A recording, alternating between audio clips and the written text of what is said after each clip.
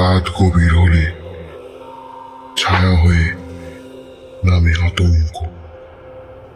এখন আলো নিভে যাবে, শব্দ জেগে উঠবে, তুমি প্রবেশ করছো ভয় আর অজানার গহ্বরে। এটা ভৌতিক জোন।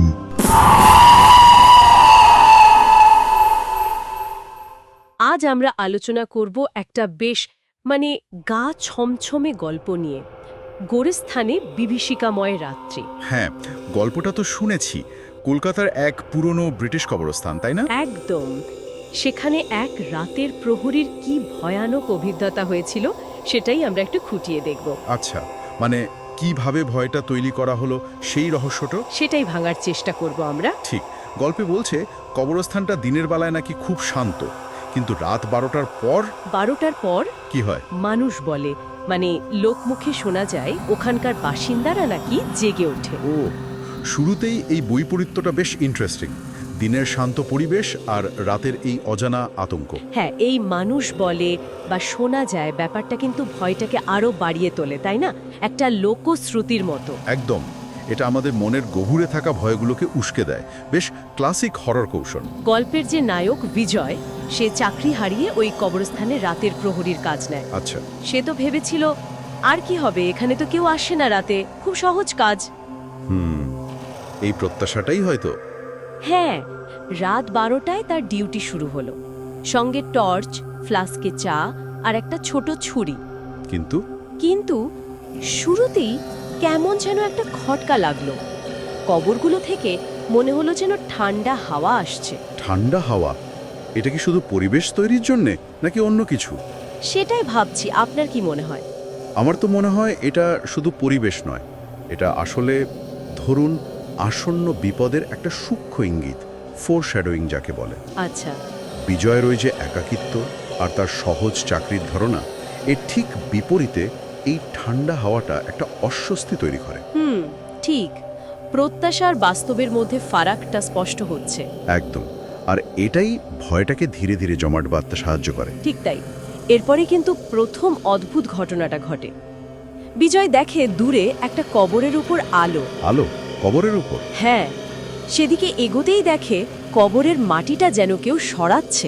মাটি সরাচ্ছে? আর ঠিক তখনই একটা ফিসফিস আওয়াজ, থামবি না, এখানে দাঁড়াবি না। কে বলল? কেউ ছিল?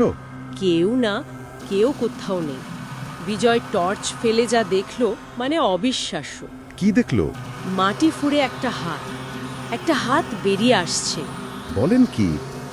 লাশের হাত? বিজয়েরও সেটাই মনে হয়েছিল। ভয় তো পেলই, কিন্তু মন মানতে চাইছে না। ভাবছে লাশের হাত তো চলে আসতে পারে না। এইখানেই দেখুন হররটা কিভাবে মনস্তাত্ত্বিক স্তরে কাজ করছে। হ্যাঁ, মানে প্রথমে আলো, তারপর আওয়াজ, তারপর এই ভয়ানক দৃশ্য। ভয়টা কিন্তু ধাপে ধাপে বাড়ছে, কিন্তু সবচেয়ে জরুরি হলো বিজয়ের এই দ্বিধা। হ্যাঁ, ঠিক।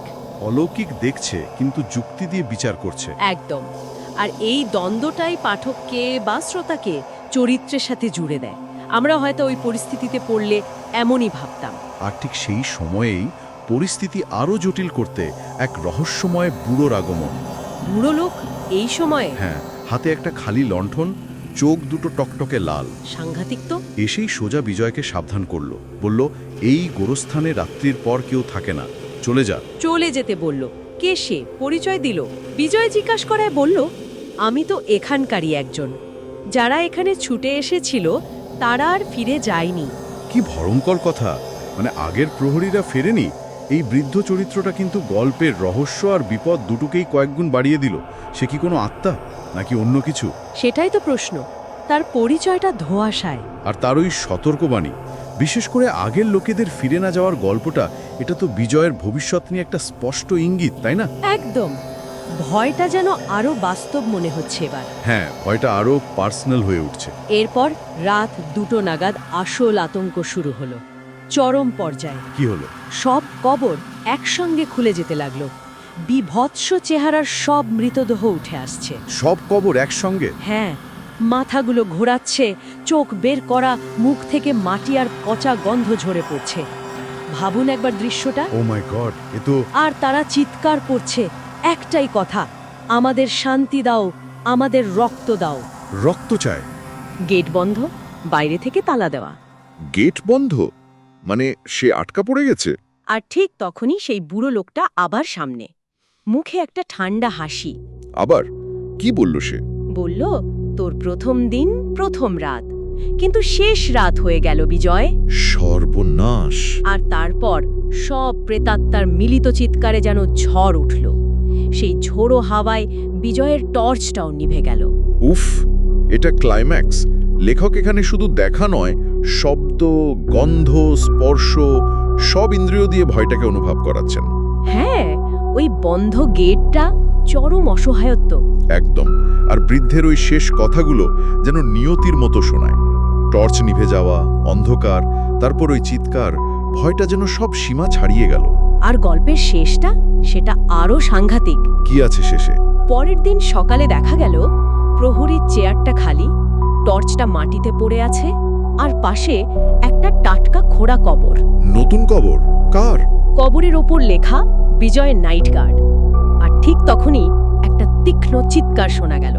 সেখানেই শেষ। ওহ, কি অসাধারণভাবে শেষ করলো। পুরো হাড় হিম করা ব্যাপার। সত্যি যেভাবে গল্পটা ধীরে ধীরে পরিবেশ তৈরি করলো, রহস্য জমালো, আতঙ্ক বাড়ালো, আর শেষে এই অনিবার্য পরিণতি, খুব শক্তিশালী লেখনী। এটা শুধু ভূতের ভয় নয়, মানে আমাদের মনের গভীরে থাকা অজানা, মৃত্যু, বন্দিদশার ভয়গুলোকেও যেন ছুঁয়ে যায়। একদম।